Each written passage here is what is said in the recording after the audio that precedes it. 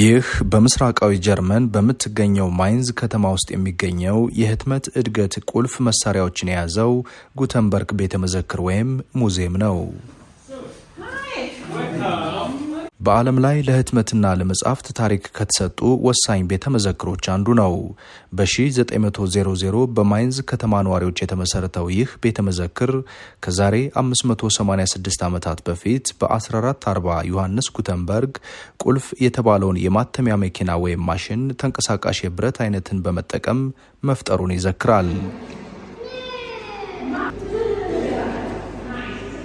ምንም እንኳን ለመጀመሪያ ጊዜ የሰራው የህትመት መሳሪያና ከ1454 እስከ 1455 የጉተንበርግ መጽሐፍ ቅዱስ በመባል የሚታወቀውን ህትመቱን የሰራበት መሳሪያ የት እንደሚገኝ ባይታወቅም እዚያው ከተማ ውስጥ የመጀመሪያው ማሽን ከተሰራ ከ500 ዓመታት በኋላ የተሰራው ሌላኛው ማተሚያ መሳሪያ ግን በዚሁ ቤተ መዘክር ውስጥ ይገኛል።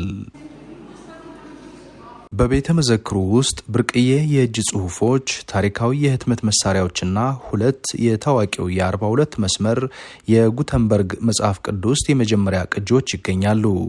የራሱ የዮሐንስ ጉተንበርግ አነስ ያለ ሐውልትም ቤተ መዘክሩ ውስጥ ይገኛል።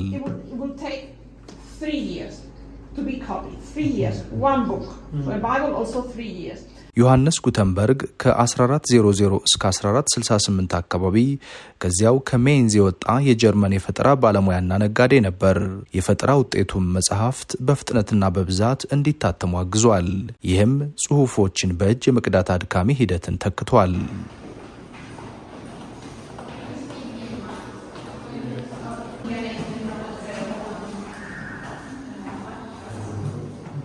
ይህ የፈጠራ ውጤት በሰው ልጅ ታሪክ ውስጥ ካሉት በጣም ውድና ከፍተኛ ጥቅም የሰጡ ፈጠራዎች አንዱ እንደሆነ ይታሰባል። የዚህ የፈጠራ ውጤት ባለቤት የሆነው ዮሐንስ ጉተንበርግ ሐውልቱ በማይንዝ ከተማ ውስጥ ይገኛል። የነሐስ ሐውልቱ ጉተንበርግ እውቀትን ለማስፋፋት ያደረገውን አብዮታዊ የሚባል አስተዋጽኦም ይዘክራል። ከከተማዋ ዋና ዋና የታሪክ ምልክቶችም አንዱና ዋናው ነው።